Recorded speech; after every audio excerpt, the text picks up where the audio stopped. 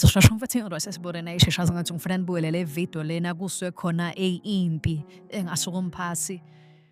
Nizozibonela zingenza ukuthi abantu bokufika begolwaza bethi lezi puzzle shop enikhuluma ngazo asindawo. Kuyarara here.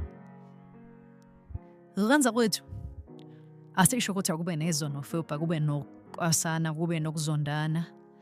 Akube nokusebenzisana noku-understandana ukuthi omunye uphula umthetho. Melabe accountable.